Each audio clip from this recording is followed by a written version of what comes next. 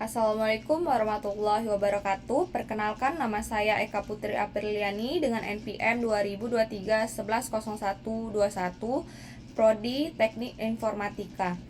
Pada mata kuliah pemrograman berorientasi objek, yang terhormat kepada Bu Septa Cahyani Eskom MCS. Lanjut topik 4, kita akan membahas tentang penerapan kode Python. Nah, yang berkaitan dengan materi pertemuan 1 sampai 3.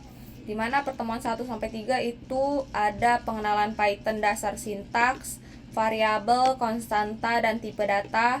Lalu yang ketiga itu ada operator dan ekspresi logika.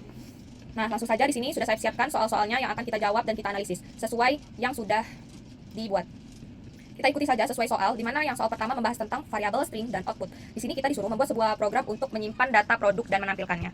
Nah, kita coba dengan memasukkan nama produk. Sama-sama dengan misalnya laptop Dell. Nah, di sini kita buat, lalu kita buat dengan harga 8.500.000 misalnya. Lalu kita tambahkan stok dari datanya, yaitu sebanyak 15 item. Lalu kita gunakan fungsi print.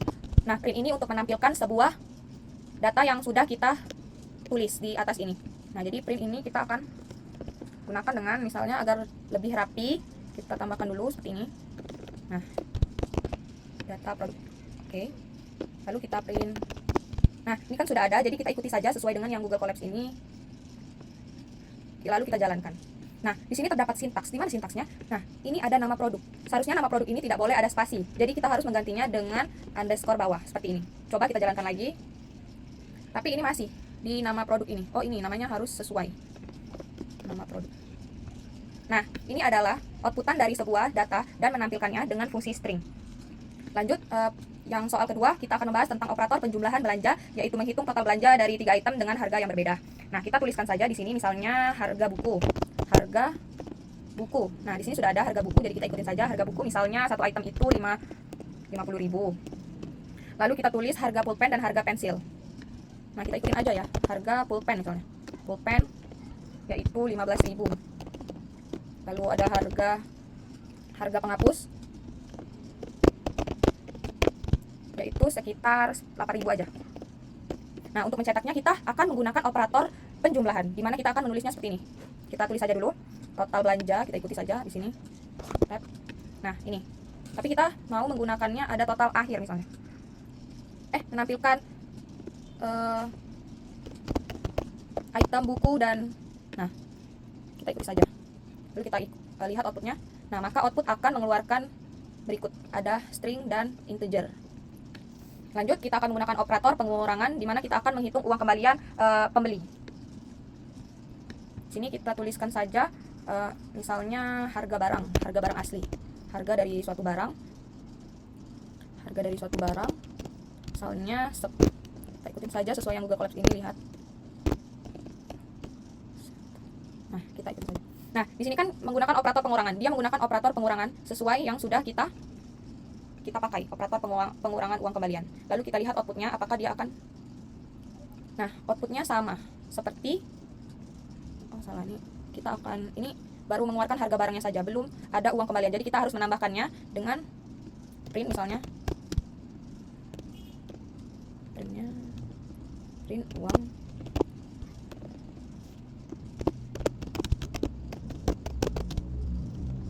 dibayar itu, koma, uang setelah dibayar.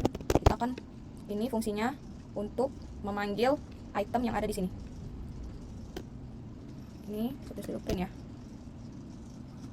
Habis itu print uang kembaliannya. Uang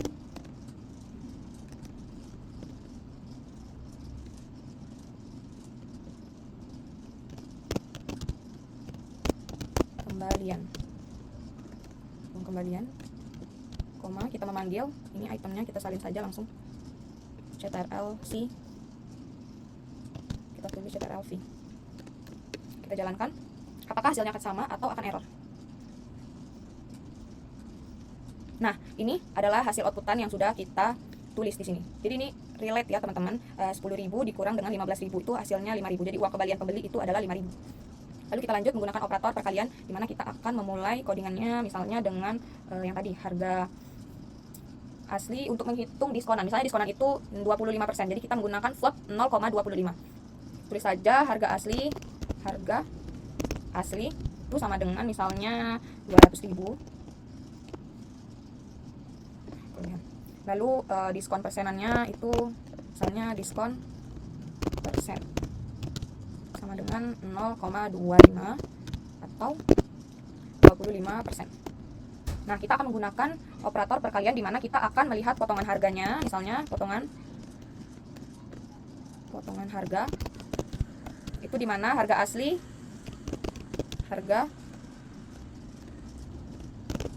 dikali dengan harga diskon persenan.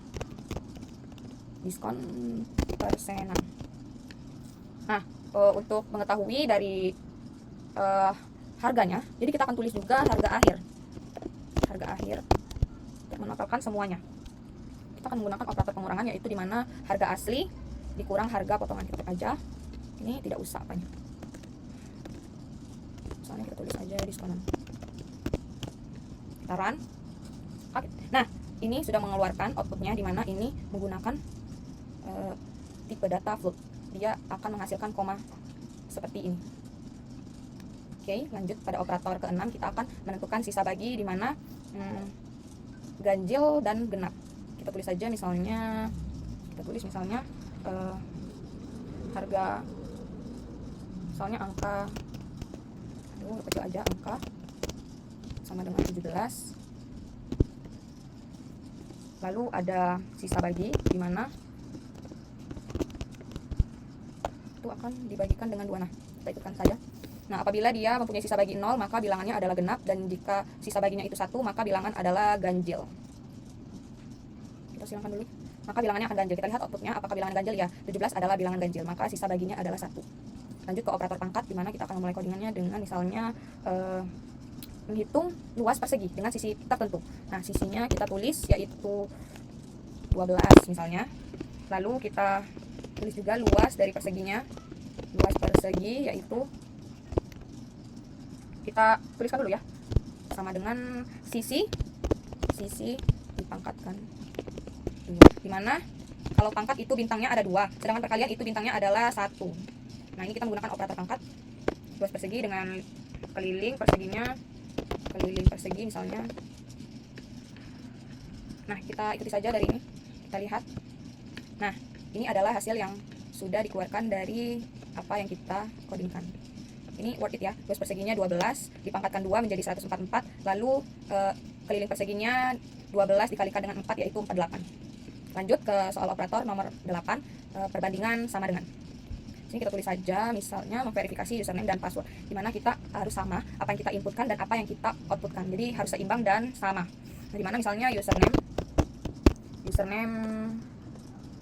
Meta misalnya sama dengan nah, kita ikutkan saja.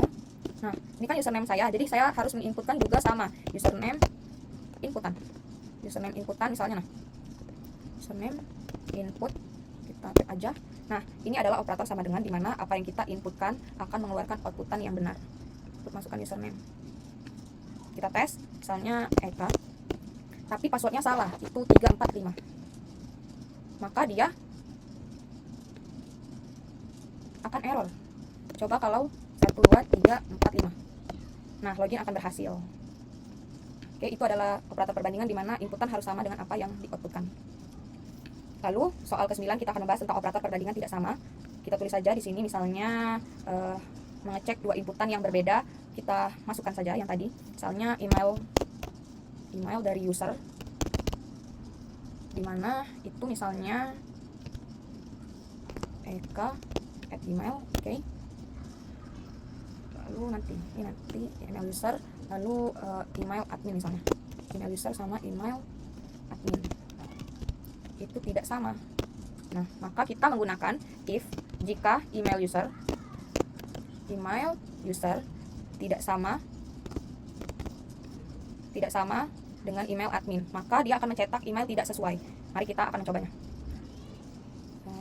eka@gmail.com. Oh, kita kurang ini. Kita hapus dulu, kita kurang masukkan dari ini email admin. Ini email input, kok email user ini email admin. Kita hapus dulu.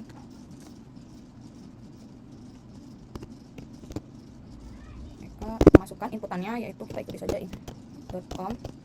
Nah, email tidak sesuai karena email admin kita terdaftar sebagai admin@gmail.com. Jadi yang keluar adalah email tidak sesuai karena email kita yang kita masukkan itu tidak sama dengan email admin yang sudah kita inputkan sebelumnya.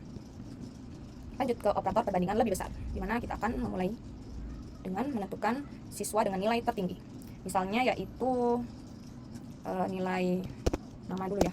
Nama siswa itu nama siswa 1 misalnya. Siswa 1, nah ini. Masukkan saja langsung. Nah, perbandingan lebih besar menggunakan operator ini. Jika siswa 1 lebih besar dengan nilai siswa kedua, maka dia akan mencetak siswa dengan nilai tertinggi adalah sama dengan. Coba kita masukkan print inputan.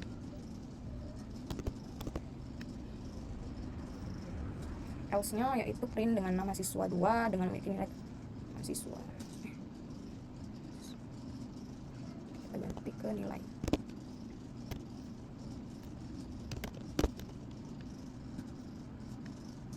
Coba apa yang akan diinputkan dari soal berikut. Oh, ini salah ya teman-teman. Seharusnya kan nilai Budi itu lebih besar daripada Andi, sedangkan Andi itu lebih kecil daripada Budi. Maka apa yang kita buat ini adalah salah. Kita ganti menjadi nilai siswa print. Kita taruh di sini misalnya F float, dimana ini float untuk melihat nama siswa itu F. Oh, di sini F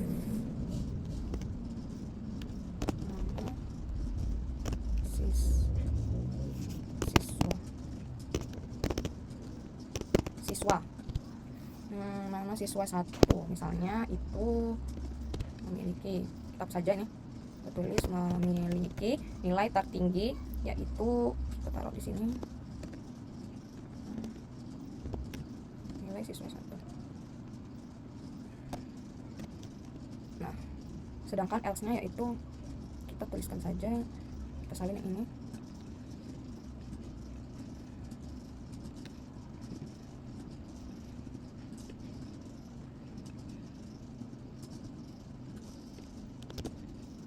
Kita taruh di sini.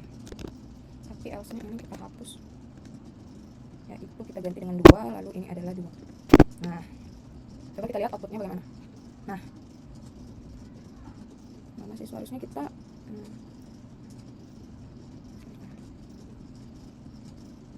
ganti dulu tanda petiknya ini.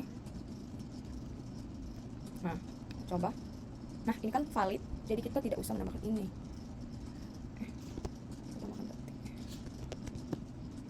Tambahkan dulu petik. Soalnya kita hapuskan dulu ini. Kita coba. Nama siswa 1 itu Andi. Jadi kita menggunakan nama siswa 1 lebih besar daripada siswa 2. Jika jadi print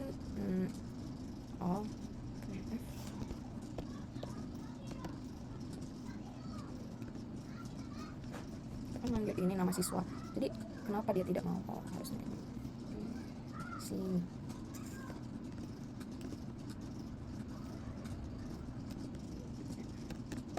Tambahkan dulu ini. Nah, ini adalah yang terbagus. Oke.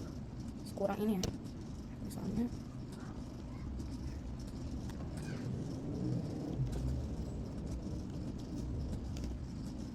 coba kita tulis apakah bisa.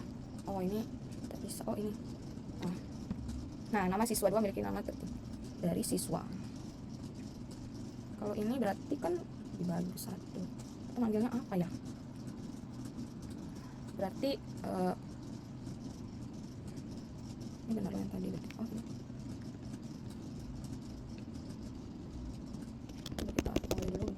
dulu semua. Kita ulang. If kita coba run. Nah, siswa dengan nilai tertinggi adalah Budi, karena Budi adalah 92. Lanjut pada soal ke-11, di mana kita akan menggunakan operator logika n, di mana logika n ini hasilnya true maka dia true, apabila dia false maka dia akan false. Kita akan melihat validasi usia dan sudah mempunyai SIM. Contohnya itu misalkan nama teman kita, misalnya itu kita ketik dulu umurnya, umur dari 22, misalnya 22 ya. Nah, sedangkan punya SIM itu bersifat true. Punya SIM itu bersifat true. T-nya harus besar ya teman-teman, karena dia. Lalu kita akan mencetaknya print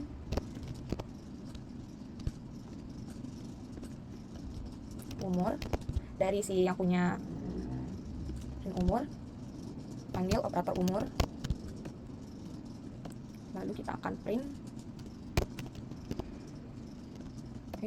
print dari punya SIM misalnya. Tambahkan di sini stringnya punya SIM. Panggil di sini punya SIM. Jangan lupa underscore-nya karena sesuai apa yang kita inputkan. Lalu kita menggunakan operator logika n, di mana jika umur itu lebih besar dari 18 maka kita lihat outputannya.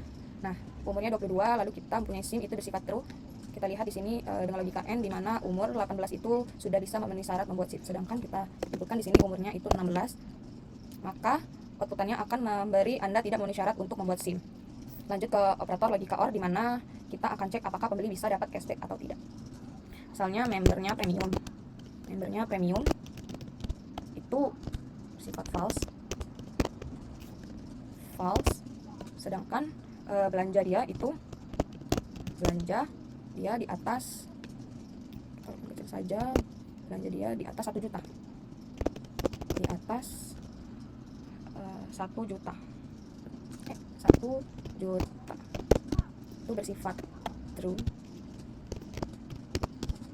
Nah, dan kita tap saja.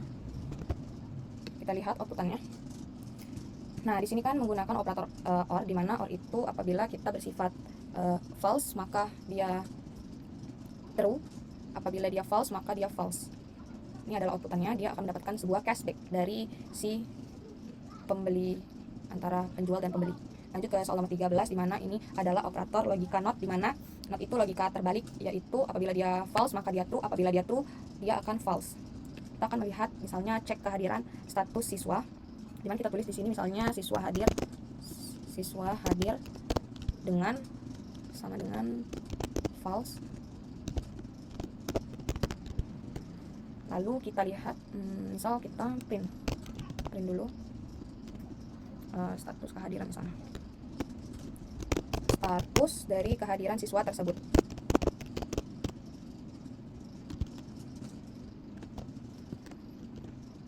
Sini kita panggil dengan siswa hadir. Nah, kita jalankan. Nah, di sini terdapat kesalahan print siswa tidak hadir. Nah, ini kurang.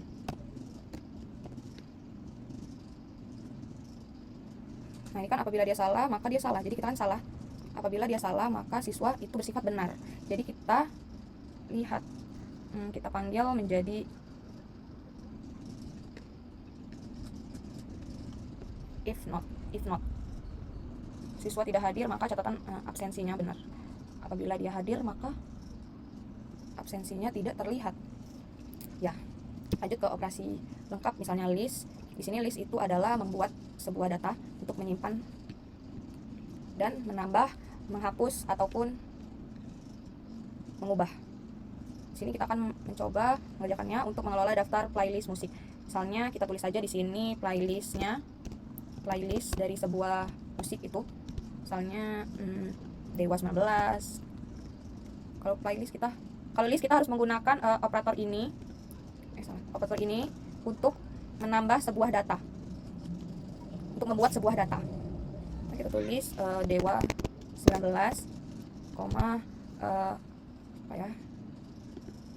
koma Sheila on 7, Sheila on 7, 2 saja. Oke. Lalu kita akan menambah, misalnya kita akan menambah lagu.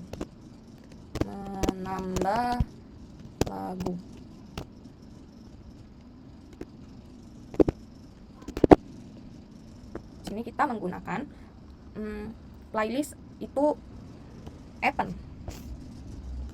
Playlist Appen. Nah, ini adalah operator menambah di list. Soalnya kita tambah dengan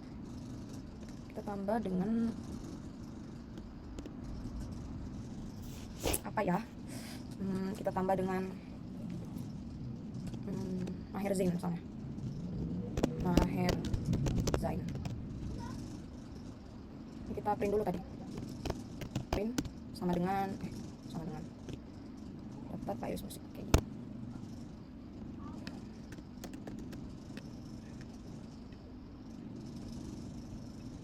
Tidak perlu, kita akan menambah lagu di sebuah ini. Lalu kita tap saja. Ini untuk menambah lagu itu menggunakan Appen pada list. Kalau menghapus itu menggunakan remove, seperti artinya itu remove. Kita print. Nah, ini kita tambahkan dulu panggil playlist. Print. Nah, ini adalah playlist asli, sedangkan ini adalah playlist tambahan, dan ini adalah playlist menghapus. Terlihat kan bedanya, apa yang kita pakaikan remove dan apa yang kita pakaikan Appen.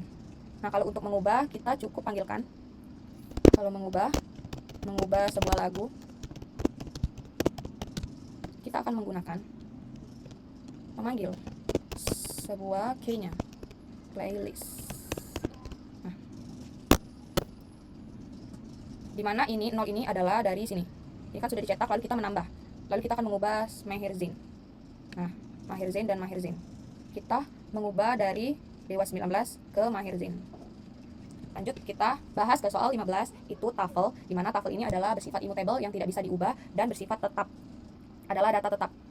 Misalnya saja koordinat geografis itu menghitung sebuah koordinat itu kan data yang tetap dan tidak bisa diubah. Jadi koordinat misalnya ini 3 kota yang berbeda. Misalnya kota 1 itu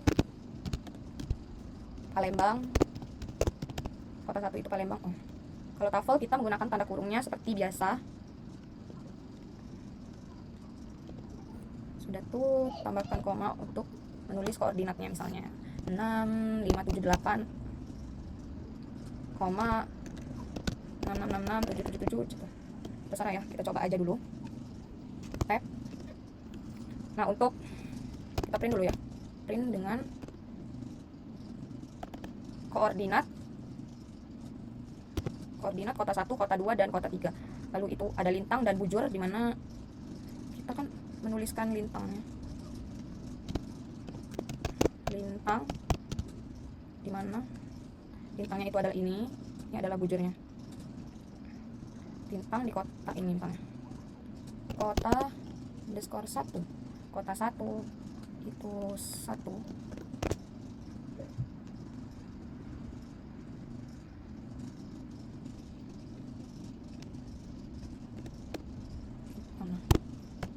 Oke, lalu kita lihat yang tidak bisa diubah. Stack tuple adalah data tetap yang tak bisa diubah. Oke, kita lanjut. Akan menggunakan print dengan pembahasan seperti berikut. Nah,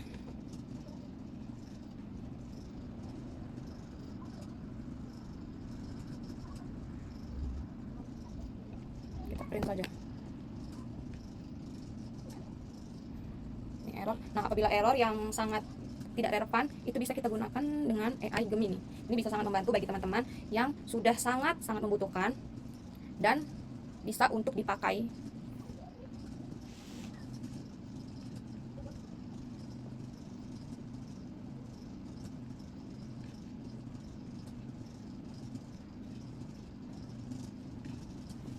Kita lihat teman-teman, apakah errornya itu ada di mana dan kenapa. Ini sesuai dengan jaringan juga ya teman-teman.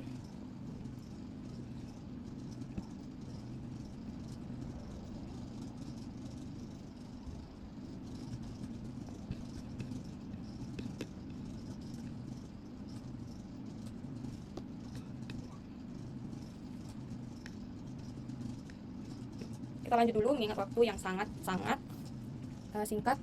Dictionary adalah mengelola data yang kita buat dan kita bisa menampilkannya, mengubah, lalu kita, misalnya data karyawan itu data karyawan dengan banyaknya nama, yaitu Budi misalnya, Budi, siapa lagi ya, Eka atau Adit. Nah, kita harus tambahin ini dulu, kurung kurawal, dimana kita akan membuat data, yaitu nama kita, nama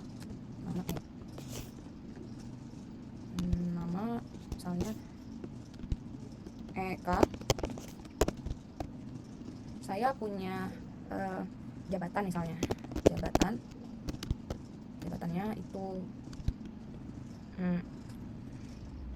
software engineering. Lalu saya ada gaji itu misalnya saya ada gaji sekitar 85. Oke, ini aja misalnya. Kita akan print sebuah karyawan. Data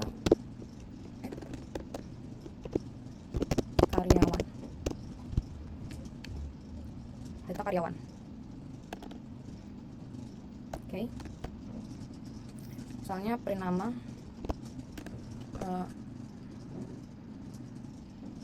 print data karyawan misalnya. Nah, nama ini tidak boleh seperti ini, jadi kita harus menambahkan koma misalnya. Ini koma dan ini koma. Coba kita tambah. Nama di sini terjadi error juga. Coba kita lihat apakah AI Gemini-nya tidak bisa dibuka atau tidak. Nah, ini bisa kita benarkan ya teman-teman dari AI-nya. Kita coba setujui penggunaan AI. Oh, jadi kita tuh salahnya di sini teman-teman. Namanya kurang tanda petik, jabatannya kurang tanda petik, gajinya kurang tanda petik. Coba kita jalankan apakah dia berhasil atau tidak.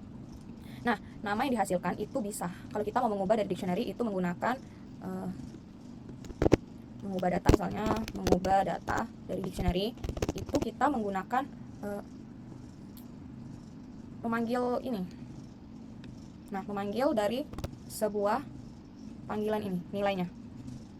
Apabila kita akan menambah data, kita juga, nah, kita mengambil key dan value, di mana kita memanggilnya ini. Lalu data karyawan, kalau menghapus data di dictionary kita menggunakan del, itulah beda-beda dari beberapa. Nah, maka dia akan mencetak seperti berikut. Ini sudah sesuai. Nah, yang terakhir kita akan menjelaskan tentang set, di mana set ini adalah data unik dari setiap dictionary dan lain-lain sebagainya. Kalau kita kelola anggota tim dari check overlap, misalnya tim backhand, tim fronthand, tim backhand sama dengan siapa, kita tulis ke, kalau set kita menggunakan kurung ini tidak apa-apa. Kalau set kita menggunakan kurung kurawal ya teman-teman, kita tulis saja di sini namanya Eka Adit misalnya. Sedangkan di sini tim fronthand itu ada Zara sama Eli misalnya. Nah, lalu kita akan kita print dulu ya teman-teman untuk mengetahuinya. Print dari sebuah manajemen tim misalnya. Manajemen sebuah tim.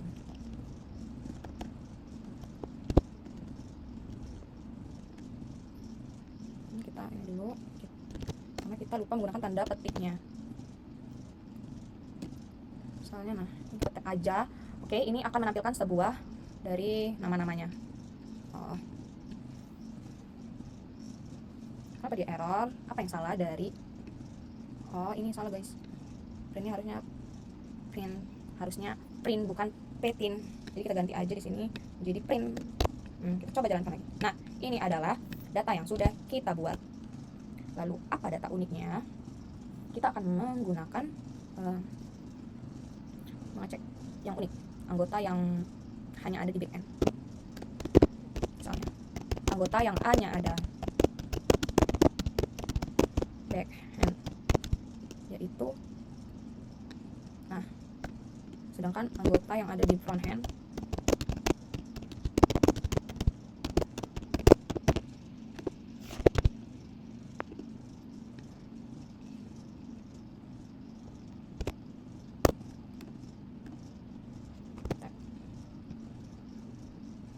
jalankan. Nah, yang ada di backhand itu Eka dan Adi, benar. Di front hand itu Eli. Coba kita mengubah datanya, menambahkan anggota baru di tim. Menambah anggota baru. Kita menggunakan add, teman-teman. Kalau di set itu menambah itu add, sama seperti yang ada di mana tadi ya, menggunakan add juga ya teman-teman.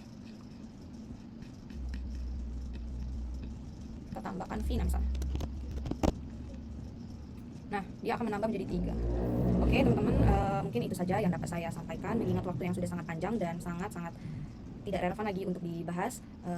Mungkin dari situlah saya ucapkan terima kasih. Apabila banyak kesalahan dan kekurangan, saya mohon maaf. Wassalamualaikum warahmatullahi wabarakatuh. Kepada Bu Septa Cahyani, mohon atas kekurangan dan kelebihannya.